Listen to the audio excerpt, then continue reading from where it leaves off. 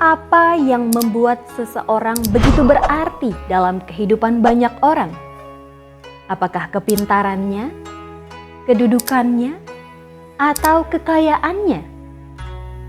Setiap orang tentu ingin dihargai, ingin keberadaannya membawa dampak sehingga tidak hidup sia-sia. Namun, tahukah Anda, dalam Anguttara Nikaya kelompok 5, Sutta ke-42, Sang Buddha menjelaskan bahwa satu orang baik saja dapat membawa kebahagiaan dan kesejahteraan bagi banyak pihak. Lalu, bagaimana caranya menjadi pribadi yang bermanfaat bagi orang lain?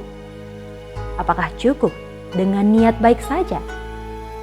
Bersama Bhikkhu Attadirothera, mari kita pahami makna dan manfaat sejati dari kehadiran orang baik dalam kehidupan. Tahukah Anda? Terpujilah Sang Buddha, Namo Buddhaya. Sungguh merupakan keberuntungan di dalam kehidupan ini ketika kita terlahir sebagai manusia. Dan di antara sekian banyak manusia adalah yang paling beruntung adalah menjadi orang baik. Di dalam keluarga dinyatakan bahwasanya apabila dalam suatu keluarga terdapat satu orang baik lahir di dalam keluarga itu, kelahiran satu orang ini akan membawa manfaat, membawa kebahagiaan, membawa kesejahteraan bagi banyak orang. Ini dinyatakan oleh Sang Buddha di dalam Anguttara Nikaya kelompok 5 poin 42 berkenaan dengan Sapurisa Sutta, sutta tentang orang baik, yang mana di dalam sutta ini menjadi satu rujukan bahwasanya kehadiran orang baik akan membawa manfaat bagi banyak orang. Siapa yang pertama? Jika seseorang itu menjadi orang baik yang memperoleh manfaatnya, yang pertama tidak lain adalah ayah dan ibu mereka. Karena di dalam keluarga, jika ada seorang anak yang baik, maka ibu dan ayahnya akan memperoleh manfaat, kebahagiaan, dan kesejahteraan. Karena kehadiran anak ini menjadi kebanggaan bagi keluarga. Anak ini juga bisa membantu apa yang dibutuhkan oleh orang tua. Dia juga tidak membuat orang tua menjadi repot, terbebani. Itulah sebabnya jika di dalam keluarga ada satu orang yang baik, maka yang pertama yang memperoleh manfaat adalah ibu dan ayahnya. Kemudian di dalam sutta itu juga disebutkan juga, ketika ada orang baik di dalam keluarga, ketika dia menikah, maka yang memperoleh manfaat adalah anak dan juga pasangan hidupnya. Jika dia wanita, maka suami dan anaknya akan memperoleh manfaat. Jika dia pria, istrinya dan anak-anaknya akan memperoleh manfaat. Kenapa? Karena orang yang baik yang muncul dalam keluarga itu, ia bisa menjadi, kalau suami, bisa menjadi kepala rumah tangga yang baik. Dia bertanggung jawab atas anak-anak dan juga istrinya. Ia juga punya moral yang baik sehingga ia juga bisa menjadi teladan bagi keluarga itu. Nah, di dalam sutta itulah disebutkan bahwasanya orang yang baik itu membawa manfaat, kebahagiaan, dan juga kesejahteraan. Jadi yang kedua disebut di sana adalah anak dan juga pasangan hidupnya memperoleh manfaat. Kemudian kehadiran orang baik. Yang ketiga, Ketika orang baik itu hadir di dunia ini, yang memperoleh manfaat yang ketiga adalah kalau ia memiliki karyawan, memiliki asisten, orang-orang yang membantunya. Orang-orang yang membantu itu juga memperoleh manfaat, kebahagiaan, dan juga kesejahteraan. Kenapa bisa demikian? Orang yang baik itu ketika dia mempekerjakan orang, dia tidak menindas. Ia mempekerjakan orang dengan penuh welas asih, tahu apa yang dibutuhkan oleh orang yang membantu. Tidak hanya diambil tenaganya, tetapi dia juga punya kepedulian di dalam kesejahteraan. Dia peduli terhadap karyawannya, dia juga peduli kepada orang-orang yang membantunya. Dan dari apa yang dimiliki itu, dia gunakan untuk membahagiakan orang-orang yang ada di sekitarnya. Ketika orang yang membantu itu mengalami kesulitan, ia tidak gampang marah. Dia berusaha untuk membimbing, mengarahkan agar orang yang membantu itu tidak mengalami banyak kesulitan. Inilah manfaat menjadi orang baik yang ketiga.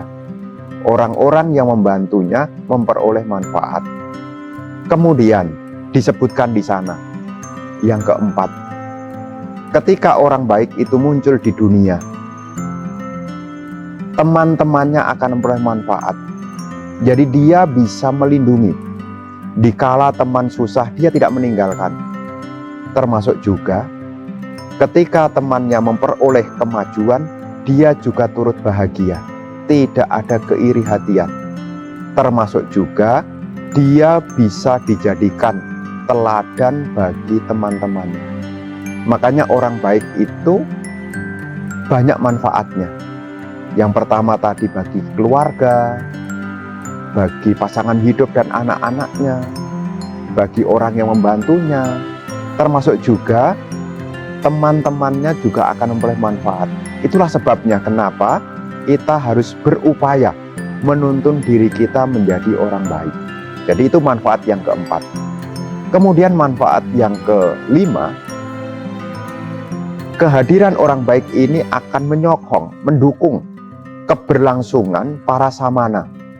Selain dia mensupport di dalam dana, orang baik ini juga mendukung di dalam moralitas.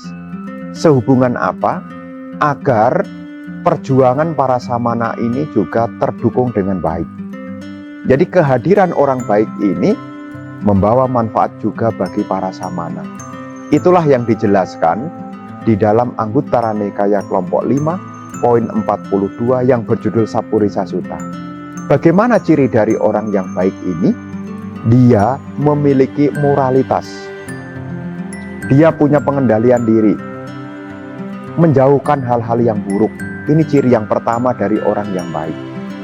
Kemudian, ia juga menggunakan kekayaannya tidak hanya untuk dirinya sendiri, tetapi juga berbagi untuk yang lain. Ini ciri yang kedua dari orang yang baik. Kemudian, orang yang baik ini juga memiliki hiri. Hiri itu adalah punya perasaan takut dan juga malu. Ya, hiri itu artinya malu. Malu untuk berbuat jahat. Jadi orang baik ini punya rasa malu. Termasuk juga orang baik ini dia memiliki pengetahuan yang luas. Jadi orang yang baik ini sebetulnya bukan kebetulan. Ini adalah hasil dari pelatihan. Dan kita semua, saya yakin, kita semua juga bisa menjadi orang baik. Dengan dasar moralitas yang baik. Dengan berbagi apa yang kita miliki untuk kesejahteraan yang lain. Memiliki rasa malu untuk berbuat jahat. Menambah pengetahuan-pengetahuan. Maka orang yang demikian, kehadirannya itu akan memberi banyak manfaat. Ketika hidup di dunia, dia akan dipuji oleh para bijaksanawan. Bahkan para dewa sekalipun juga akan melindungi. Kenapa? Sesuai dengan hukum karma. Siapa yang menanam kebaikan, maka ia akan terlindungi oleh kebaikan itu. Jadi meskipun di dalam suta itu disebutkan orang yang baik itu dewa rakati, para dewa melindungi. Tapi arti dari dewa ini adalah kebaikan-kebaikan itulah yang laksana dewa. Karena apa yang dia lakukan di dalam kebaikan itulah yang akan melindungi dia. Di dunia ini dia dipuji para bijaksanawan. Ketika tutup usia sekalipun, para dewa pun juga akan memuji tentang harumnya kebajikan yang ia lakukan. Maka di kesempatan saat ini, inilah renungan yang mengingatkan kita semua agar kita menjadi orang yang baik, yang dalam istilah Pali disebut sebagai sapurisa. Semoga kita terinspirasi dari suta ini dan menuntun diri kita senantiasa berjuang, berlatih, supaya kita makin hari, makin banyak bisa memberi manfaat bagi banyak orang. Semoga kita semua maju di dalam Dhamma. Semoga semua makhluk hidup berbahagia.